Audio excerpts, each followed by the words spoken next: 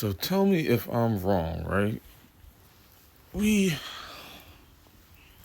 all understand people throw around the word emotional intelligence and narcissism and a whole bunch of terminologies that widely go misrepresented or misunderstood. But having an understanding of your emotions is the first foundational thing necessary to properly getting your bearings with understanding, emotional intelligence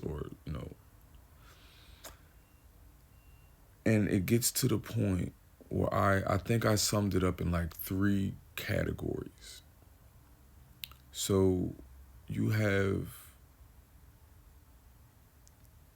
stage three, which is, the most severe in this regard, is when you have certain,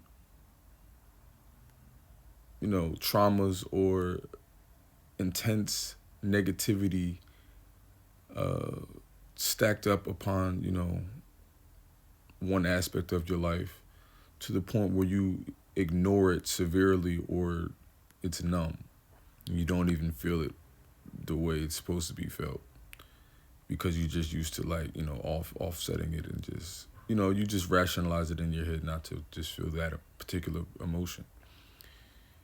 And then you have stage two, which is you feel your emotions, but you get infatuated and fully head over heels, like in you're too into your emotions. Like you're letting your emotions drive you. And I feel like that is, the common case with, some people, you might call them bipolar, or you could call them people that are headstrong, passionate. People like to throw those words around too. You'd be like, yeah, I'm passionate. Yeah, that is passion, but you can be passionate and emotionally controlled. It's a difference. That's stage two.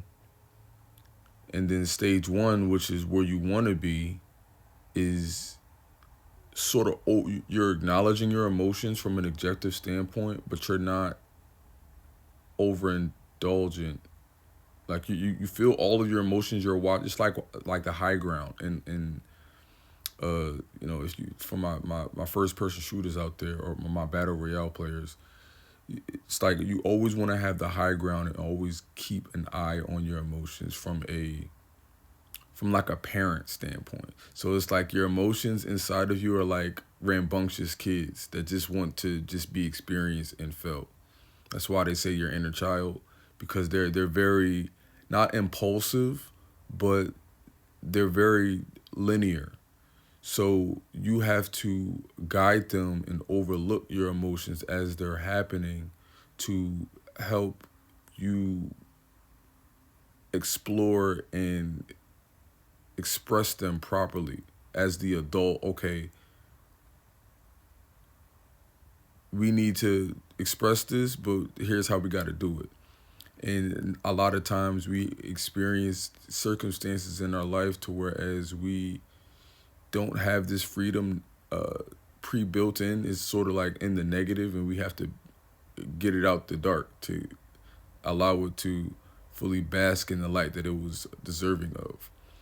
And it comes to a time where you have to look at different uncomfortable angles of the same emotion. They don't talk about that. There's because you can have, don't get me started.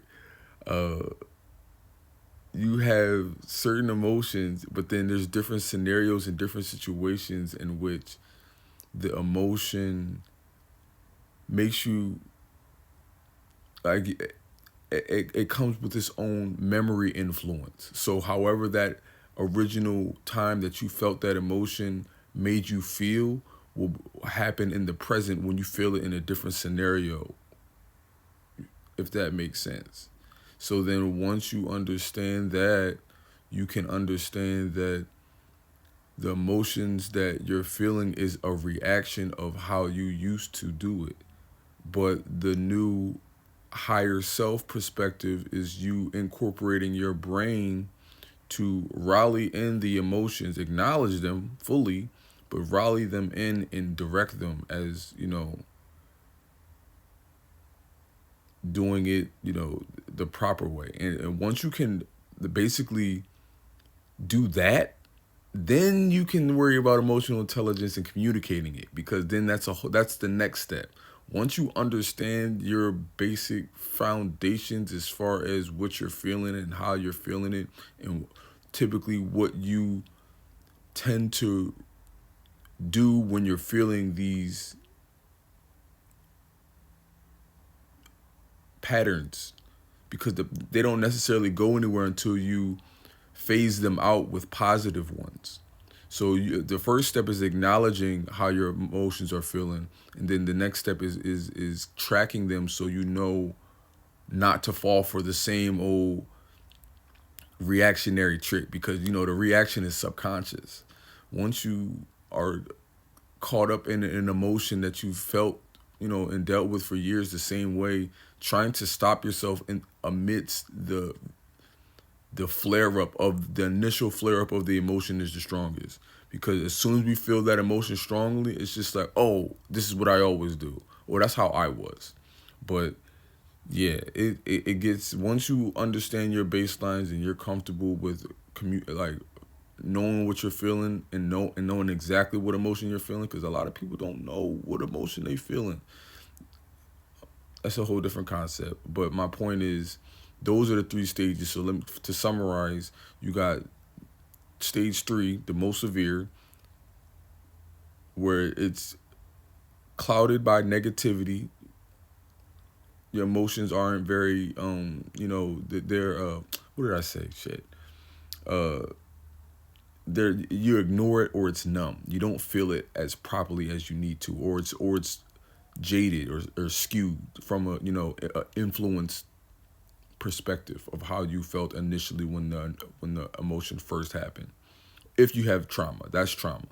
But stage two is getting caught in your emotions and just letting your emotions drive you like the Hulk. You get mad and just, I smash everything, But it's just like, once you understand that that's hard too. Uh, being disconnecting yourself from the emotion, because you think that whatever you're feeling as the moment of you thinking something is sort of what you identify with. What you're feeling and what you want to do when you're feeling that way isn't you. That is what you're feeling you want to do, but your feelings shouldn't drive what your actions actually do. And that, see, damn, shit, yes. So your your emotions are there to help you direct the passion for what you should really stand on, and your integrity as a person. But your emotions should never drive your actions, because they are very temperamental, and they're short lived. They only last for 90 seconds. The chemical only runs for 90 seconds in your head, dispersing the emotion. So after that, it's just your mind rerunning it in your head, and you're keeping it active more than your. I don't want to say physically feeling it, but like emotionally feeling it.